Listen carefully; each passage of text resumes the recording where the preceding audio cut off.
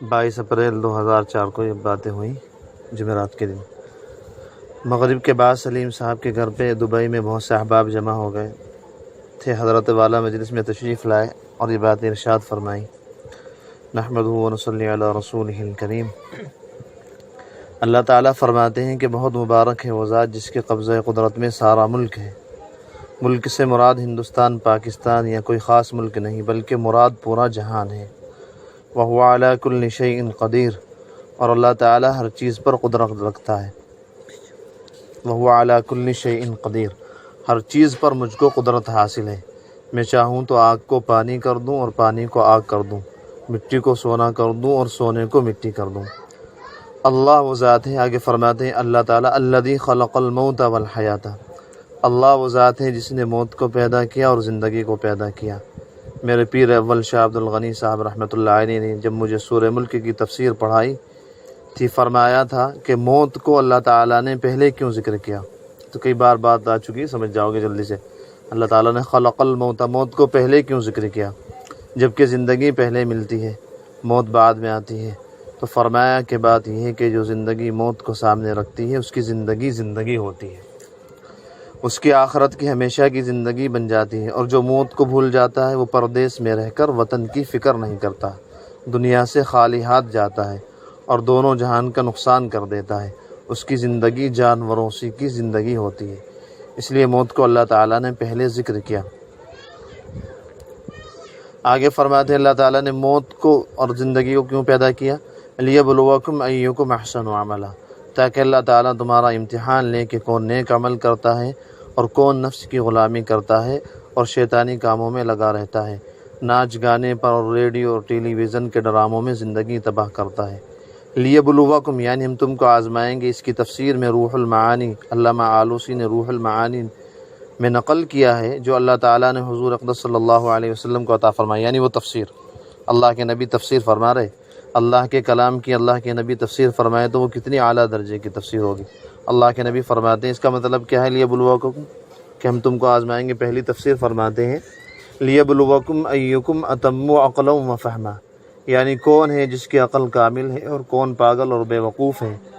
پاگل عقل کے خلاف کام کرتا ہے، پاگل اس کی نظر انجام پر نہیں ہوتی، ایسے ہی نفس کا غلام بالکل بے وقوف ہوتا ہے، وہ کتے اور سور کی طرح زندگی گزارتا ہے، وہ یاد ہی نہیں کرتا کہ مجھے قیامت کے دن اللہ کو جواب دینا ہے۔ جس کا قیامت پر یقین ہے وہ نفس کے کہنے پر نہیں چلتا، نفس کی غلامی نہیں کرتا، اللہ کے حکم پر چلتا ہے۔ اور دوسری تفسیر فرمائی نبی اکرم صلی اللہ علیہ وسلم نے لیبلوکم ایکم اورع عن محارم اللہ تعالی، تاکہ تمہیں آزمائیں کہ تم میں کون حرام کاموں سے بچتا ہے، کون ہے جو ان کاموں سے احتیاط کرتا ہے جن کو اللہ تعالیٰ نے حرام کیا۔ اور تیسری تفسیر ہے نبی اکرم صلی اللہ علیہ وسلم نے فرمایا لیبلوکم ایکم اسرع الی طاعت اللہ، تاکہ اللہ تعالیٰ تم کو جانچ لے کہ تم میں سے کون ہے جو اللہ کی اطاعت میں جلدی کرتا ہے۔ اس لیے جلدی سے جلدی نیک بن جاؤ، اس لیے جلدی سے جلدی نیک بن جاؤ۔ موت آنے والی ہے، ایک دن آنکھیں بند ہو جائیں گی، قبر میں اکیلے جنازہ اترے گا، کوئی ساتھ نہیں دے گا، نہ بیوی نہ بچے نہ دوست نہ یار، اکیلے جاؤ گے۔ اس لیے اللہ تعالیٰ نے فرمایا کہ یہی تمہاری آزمائش ہے کہ جلدی سے میری اطاعت، میری غلامی اور توبہ کر کے پاک صاف ہو کر کون تیار رہتا ہے۔ نہ جانے بلا لے پیا کس گھڑی، تو رہ جائے تکتی کھڑی کی کھڑی۔ آگے فرماتے ہیں اللہ تعالیٰ وَهُوَ الْعَزِيزُ الْغَفُورُ، اللہ تعالیٰ نے عزیز کو غفور پر مقدم کیا۔ اللہ تعالیٰ کے 99 نام ہیں، ناموں کے استعمال اور ان کی تقدیم و تاخیر میں بڑی حکمتیں ہیں۔ یہاں اللہ تعالیٰ نے عزیز فرمایا، پہلے غفور بعد میں، اسی کو فرما رہے۔ آگے فرما رہے، خیر تھوڑا مشکل سا ہے۔ وآخر دعوانا ان الحمد للہ رب العالمین، اللہ تعالیٰ میری کمزوری کو دور کر دے اور میرے اس بیان کو پہلے میرے دل میں اتار دے اور پھر آپ کے دلوں میں اتار دے، ہم سب کو نیک بنا دے۔ کچھ تھوڑا سا بول دیا، اگر کچھ نہ بولتا آپ لوگوں کو حسرت رہتی کہ دبئی آئے اور کچھ بھی نہ بولے۔ یہ وعظ ریکارڈ ہو گیا ہے، اس کو کبھی کبھی سن لیا کیجئے، انشاءاللہ تعالی اللہ تعالیٰ کی یاد تازہ ہوگی اور نفس و شیطان سے نفرت ہو جائے گی، ورنہ زندگی بھر نفس شیطان کی غلامی کر کے برباد ہوں گے اور برباد ہو کر اللہ کے پاس جانا پڑے گا۔ اس لیے اللہ والی زندگی اختیار کرو کہ دور سے دیکھ کر لوگ کہیں کہ کوئی اللہ والا جا رہا ہے۔ اس طرح زندگی گزارو کہ لوگ دیکھ کر کہیں کہ ہاں بھائی ایسے ہوتے ہیں اللہ والے، کسی عورت کی طرف تاک جھانک نہیں کرتے، چاہے کتنی ہی خوبصورت ہو مگر نہیں دیکھتے۔ اس طرح ہر گناہ سے بچو۔ لیکن اس زمانے میں حسینوں کا چکر بہت ہے، حسینوں کو دیکھنے کا شوق بہت ہے، بڈھے ہو گئے مگر حسینوں کو دیکھ کر آنکھیں ہی نہیں منہ بھی پھیلا دیتے ہیں۔ معلوم ہوتا ہے کہ منہ سے بھی دیکھ رہے ہیں، دیکھتی تو آنکھ ہے مگر منہ بھی پھیل جاتا ہے۔ میں نے آنکھوں سے دیکھا، ایک بڈھا 70 سال کا تھا، وہ بس میں منہ پھیلائے ہوئے ایک لڑکی کو دیکھ رہا تھا اور کنڈکٹر کہہ رہا تھا کہ ٹکٹ دے دو چاچا، کدھر دیکھ رہے ہو؟ یہاں تک کہ کنڈکٹر نے پکڑ کر جھنجھوڑا کہ چاچا کیا کر رہے ہو؟ بس دوستو، اللہ سے ڈرو، اللہ والی زندگی اختیار کرو۔ یہ حضرت کے خادم فرما رہے بیچ میں بریکٹ دے کے، یہ فرما کر حضرت والا بے اختیار رونے لگے، اور ایسا رونا ہوا کہ سن کر کلیجہ منہ کو آ گیا۔ حضرت والا بے اختیار غلبہ خشیت میں بہت دیر تک روتے رہے، اور پھر فرمایا ہم بھی اللہ سے ڈریں، آپ بھی اللہ سے ڈریں، اللہ والی زندگی گزاریں۔ جب تک اس دنیا میں رہنا ہے اللہ والے بن کے رہو، اور اللہ والا بننے کے لیے اللہ والوں کی صحبت اختیار کرو۔ یہ فرما کر حضرت والا پھر رونے لگے اور فرمایا کہ اللہ سے ڈرو، اللہ سے ڈرو، موت آنی ہے، مرنا ہے، بس اس کی تیاری کرو، ابھی سے تیاری کرو، عین وقت پر کیا کر سکو گے؟ ایمرجنسی ویزے آ رہے ہیں، اچانک ہارٹ فیل ہو رہے ہیں۔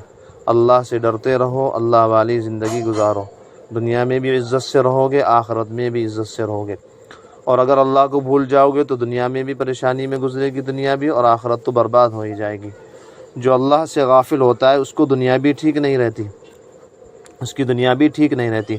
حضرت تھانوی رحمۃ اللہ علیہ نے فرمایا کہ جو اللہ والا ہو جاتا ہے اس کی دنیا بھی مزیدار کر دی جاتی ہے۔ بیوی بچوں کو دیکھتا ہے تو آنکھیں ٹھنڈی ہوتی ہیں، چٹنی روٹی میں بھی اللہ مزہ دے دیتا ہے۔ اور جو اللہ کا نافرمان ہوتا ہے، اللہ کو بھول جاتا ہے، اللہ کو ناراض کرتا ہے، گناہ کے کام کرتا ہے، اس کی دنیا بھی کڑوی کر دی جاتی ہے۔ اللہ تعالیٰ اس کی دنیا کی نعمتوں کی لذت چھین لیتے ہیں، کیونکہ دنیا بھی اللہ ہی کی ہے۔ اللہ کو بھولنے والا ہر وقت پریشان رہتا ہے۔ اللہ تعالیٰ فرماتے ہیں وَمَنْ أَعْرَضَ عَنْ ذِكْرِي، جو میری یاد کو چھوڑ دے گا، میرے ساتھ غفلت کا معاملہ کرے گا، میری نافرمانی سے منہ کالا کرے گا، اس کا انجام کیا ہوگا؟ فَإِنَّ لَهُ مَعِيشَةً ضَنْكَ، یاد رکھو اس کی زندگی کڑوی کر دی جائے گی۔ یہ شاہانہ کلام ہے۔ اللہ تعالیٰ نے یہ نہیں فرمایا کہ میں اس کی زندگی کڑوی کر دوں گا، تلخ کر دوں گا۔ دنیاوی بادشاہوں کا کلام بھی ایسا ہی ہوتا ہے۔ بادشاہ کہتا ہے مجرم کو سزائے موت دی جائے گی، اس کو کوڑے لگائے جائیں گے، اس کو جوتوں سے پٹوایا جائے گا۔ بادشاہ یہ نہیں کہتا کہ میں اس کو خود ماروں گا، خود اس کو موت کے گھاٹ اتاروں گا۔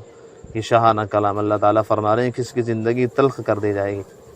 اللہ تو بادشاہوں کا بادشاہ ہے، سوچو کیا شاہانہ کلام ہے۔ فرماتے ہیں فَإِنَّ لَهُ مَعِيشَةً ضَنْكَ، بس اس کی زندگی تلخ کر دی جائے گی۔ اور جب انعام دینا ہوتا ہے تو بادشاہ کہتے ہیں کہ ہم اس کو یہ انعام دیتے ہیں، ماں بدولت اس کو انعام دیتے ہیں۔ تو اللہ تعالیٰ تو بادشاہوں کے بادشاہ فرماتے ہیں فَلَنُحْيِيَنَّهُ حَيَاةً طَيِّبَةً، ہم اس کو یعنی نیک لوگوں کو بالطف زندگی دیں گے، یعنی مزیدار زندگی دیں گے۔ دوستو، اللہ کا وعدہ سچا ہے یا شیطان کا وعدہ سچا ہے؟ اللہ تعالیٰ کا وعدہ سچا ہے۔ اگر تم نیک بن گئے، اللہ والے بن گئے، متقی پرہیزگار بن گئے، گناہوں کو چھوڑ دیا، میرے فرما بردار ہو گئے، تو میں تم کو ضرور بالطف زندگی دوں گا۔ وہ ظالم ہے جو اللہ کے بتائے ہوئے راستوں کو چھوڑ کر VCR، سینما، ٹیلی ویژن اور لڑکیوں میں مزے تلاش کرتا ہے۔ اللہ تو قرآن پاک میں فرما رہے ہیں کہ جو میرا فرما بردار ہوگا اور گناہوں کی حرام لذتوں کو چھوڑ کر نیک عمل کرے گا، اس کو میں مزیدار زندگی دوں گا۔ یہ اللہ کا وعدہ ہے۔ اللہ کے وعدے پر ایمان لاؤ، نفس شیطان کے وعدوں کو چھوڑو، ان کے وعدے جھوٹے ہیں۔ معاشرہ، ماحول، سوسائٹی کوئی چیز نہیں ہے۔ معاشرہ کچھ بھی بکتا رہے، جو ہمارا اللہ فرماتا ہے وہ سچا ہے، باقی سب جھوٹے ہیں۔ امریکہ، جاپان، روس کے چکر میں مت آؤ۔ اللہ کے وعدے پر ایمان لاؤ کہ جو اللہ کا فرما بردار ہوتا ہے، اس کی بات پر عمل کرتا ہے، اس کو راضی کرتا ہے، اس کی ناراضگی سے بچتا ہے۔ فَلَنُحْيِيَنَّهُ، اللہ تعالیٰ فرما رہے ہیں میں ضرور اس کو لطف والی زندگی دوں گا۔ حضرت والا نے روتے ہوئے فرمایا کہ اللہ تعالیٰ اگر صرف اتنا کہہ دیتے کہ ہم اس کو بالطف زندگی دیں گے تو بھی کافی تھا، لیکن ہماری نالائقی کی وجہ سے بیان کیا کہ ہم اس کو ضرور بالطف زندگی دیں گے، تاکہ ہم نالائقوں کو یقین آ جائے۔ یارو، کہاں گناہ میں مزہ تلاش کرنے جاتے ہو؟ اللہ تعالیٰ تو فرما رہے ہیں کہ میری فرما برداری میں مزیدار زندگی ہے، اور تم میری نافرمانی میں مزے تلاش کرتے ہو۔ نافرمانوں کی زندگی کو حیات نہیں فرمایا، معیشتاً فرمایا کہ ان کا جینا ہے جانوروں کا جینا۔